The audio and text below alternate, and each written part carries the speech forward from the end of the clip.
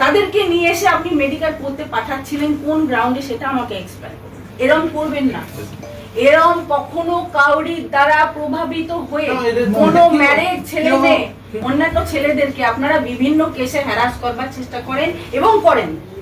এই bit house সম্বন্ধে অনবরত আমার কাছে প্রচুর অভিযোগ আজ 3 মাস ধরে শুনছি। পুলিশ ফাঁড়িতে বসেই কড়া হুঁশিয়ারি মন্ত্রীর। প্রাপ্তবয়স্কদের বিয়েতে পুলিশের হস্তক্ষেপ, সরব প্রতিমন্ত্রী। মুর্শিদাবাদের গোকর্ণ এলাকায় এক প্রাপ্তবয়স্ক যুবক যুবতীর বিয়ে ঘিরে তৈরি হয়েছে বিতর্ক। অভিযোগের ভিত্তিতে ওই নবদম্পতিকে গোকর্ণ পুলিশ ফাঁড়িতে নিয়ে যায় পুলিশ। এরপর তাদের মেডিকেল পরীক্ষার প্রক্রিয়া শুরু করা হয় বলে জানা যায়। ঘটনার খবর দ্রুত ছড়িয়ে পড়তেই এলাকায় ব্যাপক চাঞ্চল্যের সৃষ্টি হয়। খবর পেয়ে গোকর্ণ পুলিশ ফাঁড়িতে পৌঁছে যান কান্দির বিধায়িকা তথা রাজ্যের প্রতিমন্ত্রী গার্গী দাস ঘোষ। সেখানেই উপস্থিত হয়েই তিনি পুলিশের ভূমিকা নিয়ে প্রশ্ন তোলেন এবং ক্ষোভ প্রকাশ করেন। মন্ত্রী বলেন, যখন যুবক যুবতী দুজনেই প্রাপ্তবয়স্ক এবং নিজেদের ইচ্ছায় বিয়ে করেছেন, তখন তাদের সঙ্গে এমন আচরণ কেন করা হচ্ছে সেই বিষয়ে পুলিশের কাছে জবাব চান তিনি। পুলিশ ফাঁড়ির মধ্যেই দায়িত্বপ্রাপ্ত পুলিশ আধিকারিকদের সঙ্গে কথা বলেন এবং আইন মেনে কাজ করার পরামর্শ দেন। ছেলে মেয়ে তাদেরকে নিয়ে এসে আপনি মেডিকেল করতে পাঠাচ্ছিলেন কোন গ্রাউন্ডে সেটা আমাকে এক্সপ্লেইন করুন।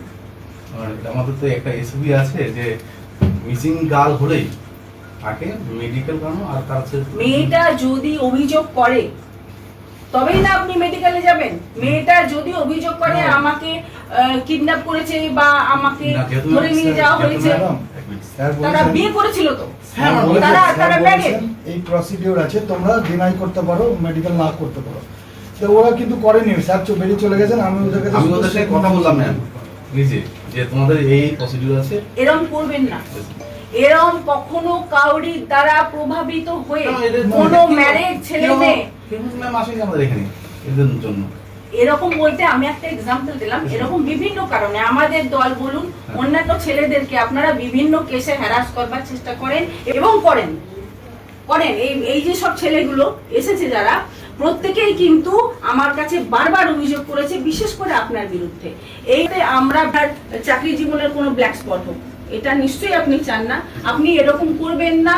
এবং এখানে কোনো আপনাদের মৎস্যব হয়, অনেক রকম জিনিসও আসে, তাতে খাওয়া দাওয়া চলে, অনেক দলের দ্বারা আপনারা প্রভাবিত হচ্ছেন। আপনারা সরকারি কর্মচারী, আপনারা ন্যায়ের পাঠ পড়ে তারপরে এই চেয়ারে বসেছেন।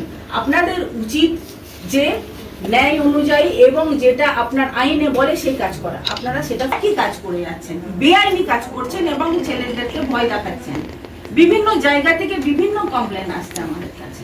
এগুলো করবেন না। আমি আজকে আপনাদের কাছে এসেছি এই কারণে যে আপনারা যেটা করছেন এটাতে আপনাদের চাকরি জীবনে ক্ষতি হতে পারে, যেটা আমরা চাই না। আমরা কাউরির ক্ষতি চাই না, সকলের ভালো করতে চাই। সেটা সরকারি কর্মচারী হোক, সাধারণ মানুষ হোক, যে কেউ হোক, সে যদি বেআইনি না করে কখনোই আমরা তাকে সাপোর্ট করব না। যদি বেআইনি করে তাহলে তো অবশ্যই আপনারা আইনে যা আছে করবেন, কিন্তু মানুষকে অযথা হ্যারাস করবেন না। অভিযোগ জানিয়েছে একটা ছেলে যার 33 বছর বয়স আর মেয়েটির বয়স 26 বছর, দুজনেই সাবালক এবং স্বইচ্ছায় তারা বিয়ে করেছে। আমার কাছে অভিযোগ হলো এবং ছেলেটিও আমাকে ফোন করেছিল, তার পরিবার ফোন করেছিল যে ছেলেটিকে এবং মেয়েটিকে আনা হয়েছে থানাতে এবং এখানে মেডিকেলের জন্য পাঠানোর ব্যবস্থা হচ্ছে। আমি তখনই এই লোকালে চৈতন্যবাবু এই বিট হাউসের অফিসার, ওনাকে ফোন করলেন। উনি বললেন এটা প্রসিডিওর। আমি বললাম প্রসিডিওর আমি দেখতে চাই, আমি নিজে আসছি। তারপরে শুনলাম ছেলেটিকে মেয়েটিকে হঠাৎ করে ছেড়ে দেওয়া হয়েছে। সে যাই হোক, এই বিট হাউস সম্বন্ধে অনবরত আমার কাছে প্রচুর অভিযোগ আজ 3 মাস ধরে শুনছি।